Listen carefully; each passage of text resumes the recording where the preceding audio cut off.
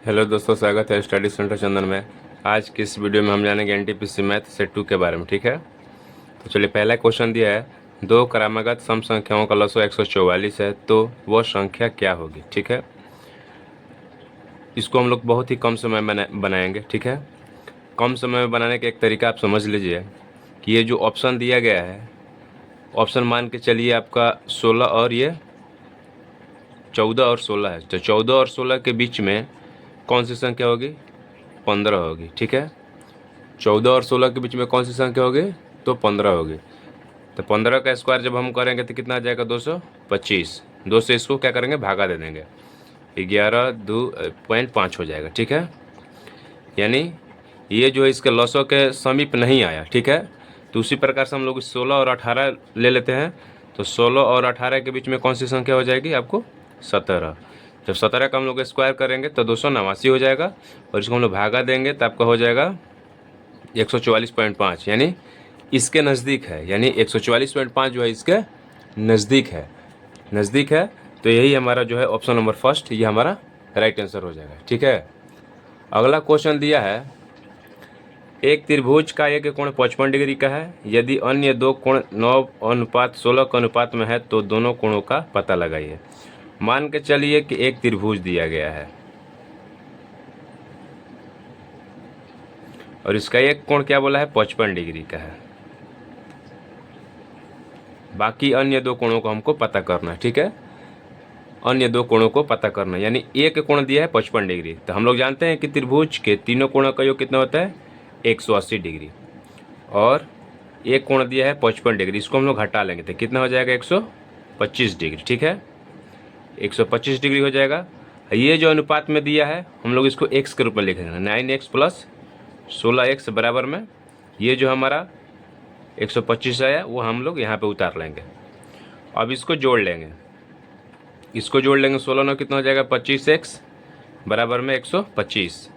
25 से 1 कट जाएगा 5, यानी x बराबर में 5 आ गया। ठीक है, x बराबर में कितना आया? 5। अब हम लोग दोनों कोणों का पता लगाएंगे, तो दोनों कोण कौन सा है? 9x यानी 9, और जो हमारा x का मान आया 5, ये हमारा हो जाएगा 45। और ये फिर सेकंड वाला है 16, 16 x बराबर 16 गुने 5 आपका हो जाएगा 80। ये हमारा राइट आंसर हो जाएगा, यानी 45 और 80, ऑप्शन नंबर 4 आपका राइट आंसर हो जाएगा। इन तीनों को हम लोग जोड़ेंगे तो आपका 180 आ जाएगा। 55 और 45 जोड़िएगा तो 5 5 10 5 4 9 1 10 100 भाई, जो 80 है 80, यानी 180 डिग्री, ये हमारा राइट आंसर हो जाएगा। तो इस प्रकार से हम लोग दोनों कोणों का पता लगाएंगे। ठीक है, अगला क्वेश्चन दिया है, 6 बढ़ई 16 दिनों में 96 खिड़कियाँ बनाते हैं, यदि 8 बढ़ई 4 दिनों के लिए काम करते हैं तो वे कितनी खिड़कियाँ बनाएंगे। ठीक है, तो 6 बढ़ई कितना दिन में काम करते हैं? 16 दिन काम करते हैं, और कितने खिड़की बनाते हैं? 96। उसी प्रकार 8 बढ़ई 4 दिन काम करते हैं तो ये कितनी खिड़कियाँ बनाएंगे, यानी खिड़कियों का पूछा है। तो हो गया M1 D1 बटा में W1, M2 D2 बटा में W2। ठीक है, यानी हमको वर्क निकालना है कितनी खिड़कियाँ बनाएंगे। ठीक है, तो इसको हम लोग क्या करेंगे? क्रॉस मल्टीप्लाई कर देंगे तो आपका हो जाएगा W2 बराबर में हो जाएगा आपको 8 गुने 4 गुने 96 बटा में 6 गुने 16। ये कट जाएगा, 16 6 का 96, और 6 से 6 कट जाएगा, और 4 का कितना हो जाएगा? 32। ये जो है वे खिड़कियाँ कितना बनाएंगे? वो 32 खिड़कियाँ बनाएंगे।